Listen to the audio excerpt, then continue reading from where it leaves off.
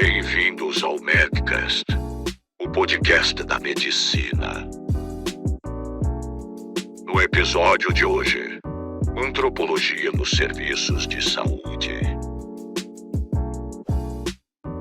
Bom dia, queridos ouvintes. Está começando mais um Medcast. Eu sou a doutora Bruna Miranda e o episódio de hoje é Antropologia nos serviços de saúde. Então, o primeiro convidado de hoje é o antropólogo Caio Gespacher. Bom dia, Bruno. Bom dia a todos os ouvintes do Medcast. Bom dia, Caio.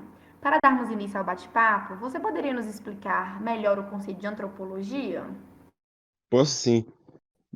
Antropologia é a ciência que estuda diversos aspectos da vida social em diferentes culturas ou sociedades humanas. A principal característica é o interesse pela diversidade de modos de viver da humanidade, com um vasto leque de investigação, como grupos étnicos, religiosos, migrações, formação de grupos, rurais e urbanos e suas formas de expressão e comunicação. Assim, e você poderia nos dizer como a antropologia se aplica em nosso sistema de saúde atual, porque é um tema querendo se relacionar à saúde e antropologia? Bom, nesse assunto, o artigo Antropologia no Serviço de Saúde, do Francisco Árcego de Oliveira, retrata muito bem essa relação, pois ele relata que a antropologia médica tem ajudado bastante assim na compreensão de fenômenos relacionados ao processo de saúde e doença. E, tipo assim, amplia muito esse conceito no âmbito coletivo. Devemos pensar na saúde como algo adaptável, ou seja, depende do contexto, local e costumes. Todo modo de atendimento deve se estabelecer de modo a acolher o paciente. Em síntese, o atendimento médico-paciente deve ser feito da forma holística, levando em conta as peculiaridades e a cultura de cada um. Verdade. Inclusive, isso é uma falha do atendimento atual brasileiro, que mesmo tendo uma rica diversidade cultural, essas pluralidades não são incorporadas na prática médica. Infelizmente, a gente vê muitos tratamentos hoje que são massificados e padronizados, não lidam com a diferença. Então, o que deveria ocorrer na realidade era uma postura mais negociável da parte de nós, né, médicos. Deveríamos procurar aceitar algumas práticas culturais e também amenizar de forma segura com as técnicas biomédicas. Um exemplo disso, dessa realidade, foi um paciente que eu tive, que ele lesionou gravemente a perna e para ajudar na cicatrização, ele usou um chá de fezes fervido, pois tinha escutado de um vizinho que isso auxiliava. Então, quando eu deparei com esse caso, eu procurei manter a calma, né, claro, e perguntei como o chá era preparado. Depois de descobrir que ele era bastante fervido, percebi então que não tinha nenhum risco ao paciente, então deixei ele continuar com seus métodos. Mas aí complementei receitando uma pomada para cicatrização. Então, o que fez que em pouco tempo ele tivesse sinais de melhora. E assim, teve o tratamento ideal biomédico e ampliou com a história de vida dele, com o conhecimento dele. Então, assim, foi uma forma de complementar a vida do paciente e o estilo de vida dele nessa relação. Concordo plenamente. A visão antropológica incorporada na formação médica, em muitos casos, é bastante negligenciada, o que gera médicos incapazes de acolher corretamente os pacientes, fragilizando a relação médico-paciente. Em relação a isso, o que o senhor considera que seja primordial para essa adequação e otimização do atendimento médico? Olha, eu acredito que o primeiro passo seria alterar completamente a visão de que se tem da relação médico-paciente. Essa visão comum histórica, de uma visão quase hierárquica da consulta, na qual o paciente assume uma postura completamente passiva e até numa posição inferior, enquanto espera o médico examinar ele. Recomendar, dar bronca, prescrever, isso há tempos já está ultrapassado. No entanto, ainda é a regra na sociedade. Enquanto não estiver em mente que a relação médico-paciente deve ser uma relação de troca, uma troca em todos os sentidos mesmo, de conhecimento, não se conseguirá mudar muita coisa. Sim, troca de conhecimento. Se engana quem acha que o médico não aprende com o paciente. Aliás, o bom médico é aquele que aprende com o paciente, aquele que entende de onde ele veio, em qual contexto ele está inserido, por que ele tem determinados hábitos e o que há por trás daquilo que ele está sentindo. Muitas vezes a solução está muito além do conhecimento biomédico. E, em seu papel como médico, qual a sua visão acerca dos benefícios para o tratamento que as mudanças na relação médico-paciente pode trazer? E eu acho que tem que ser em todos os aspectos. Primeiro, porque essa relação multilateral de troca não só aproxima o paciente do médico, como traz ele para o centro da consulta. É ele o protagonista e não nós médicos.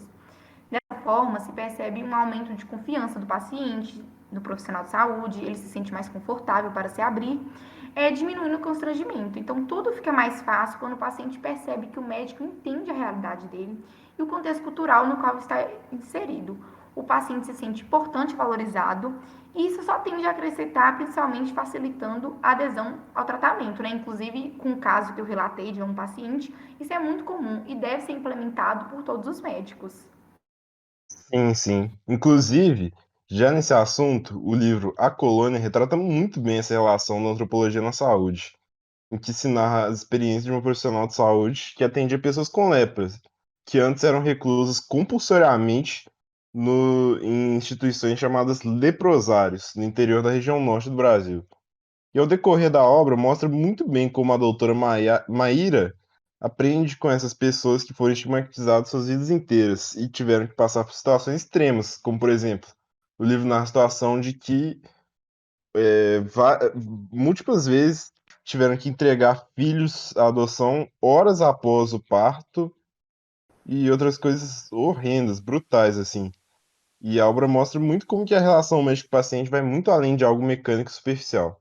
Na obra, o relato que o paciente até escreveu um poema para a doutora que exalta seu profissionalismo e bom coração. Interessante essa visão é, do que a gente está falando na literatura, né? E para deixar ainda mais completa a discussão de hoje, nós trouxemos outro convidado mais que especial, o Arthur Leão, que ele é um morador antigo da colônia Antônio Leixo e que, de fato, viveu a realidade desse livro. Então, seja bem-vindo, Arthur. É um prazer recebê-lo aqui hoje.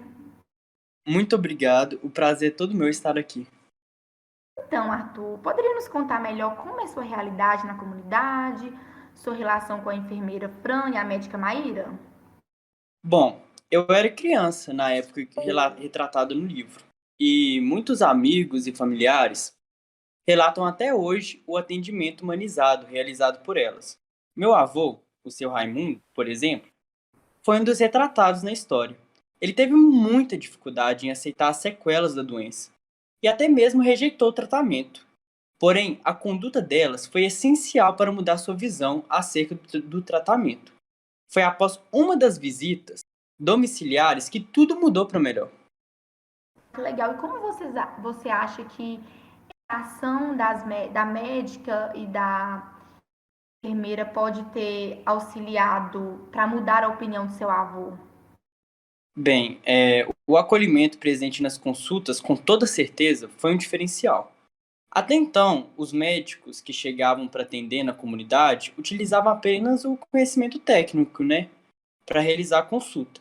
Mas eles não faziam de fato, tinha a prática de escutar para além da doença. Fran e Mayra mudaram completamente essa conduta quando elas chegaram lá. Além do atendimento fantástico, elas incorporaram os costumes e levaram em conta a nossa história.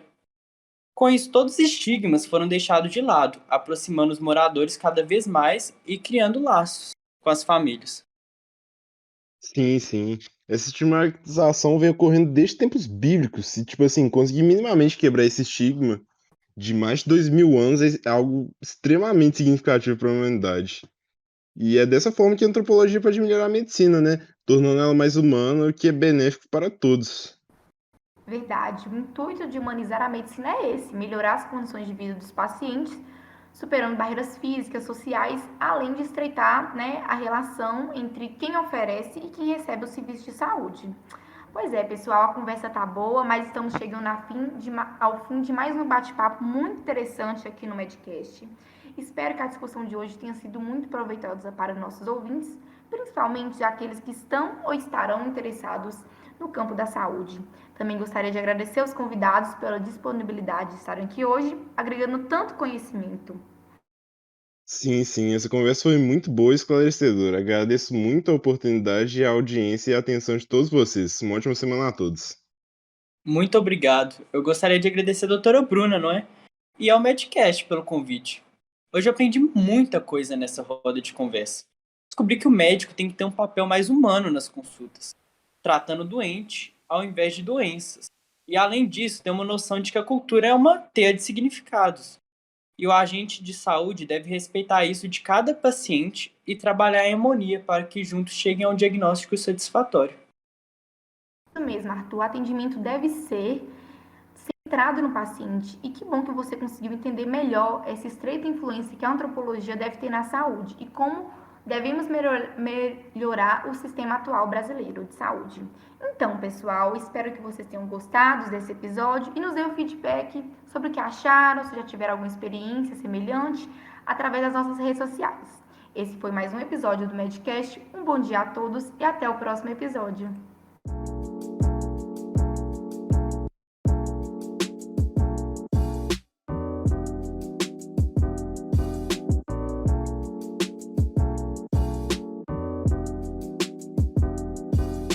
Muito obrigado.